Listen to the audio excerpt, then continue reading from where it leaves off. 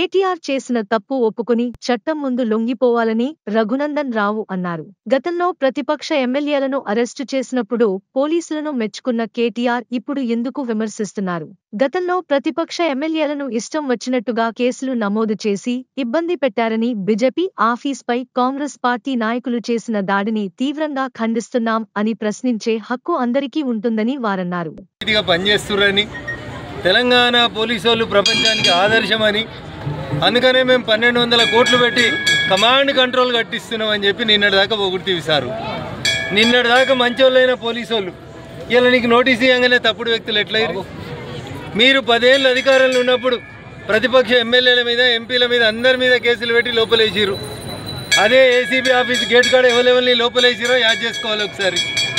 నువ్వు ఏతనేమో సక్కంది, నువ్వు కేసు పెట్టినప్పుడు మేము ప్రతిపక్ష ఎమ్మెల్యేలం పోలీసులను గౌరవించి ఎప్పుడు పిలిస్తే అప్పుడు పోలీస్ స్టేషన్కి వచ్చినాం. ఎవరన్నా దొంగతనం చేసిన దొంగను పోలీస్ స్టేషన్కి రమ్మంటే నా వెనక వకీలను తెచ్చుకుంటా అంటే ఇక దొంగతనం చేసిన మాంతరా కంటిన్యూ అవుతుందా? అందుకని నిన్నటిదాకా లొటపీస్ కేసు, పొద్దుల పోతే పొద్దుకొత్తాం, కోర్టు ముంగట గవర్నమెంట్ తల అంచుకుంది అన్నాడు. ఏం చెప్పాలనో వకీళ్ళకి తెలుస్తలేదు అన్నాడు. మీ వకీలు బాగా చెప్పారు సుప్రీంకోర్టుకి వెళ్ళి వచ్చి. కేసు ఓడిపోయినావు, కొట్టేసిందంటే ఓడిపోయారు కదా. ఓడిపోయినాక మరి ఇప్పుడు తల నువ్వు దించుకోవాలనా, ఎవరు దించుకోవాలి? అందుకని కేటీఆర్ గారు మీ అహంకారం, ప్రభుత్వం పోయిన 13 నెలలు కూడా మీ అహంకారం తగ్గలేదు, మీ పరిస్థితులు మారలేదు.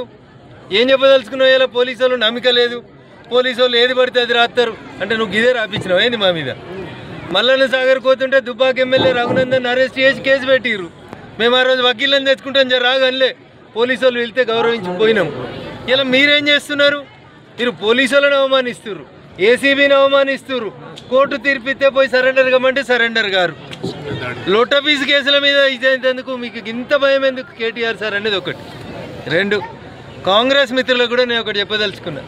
ప్రజాస్వామ్యంలో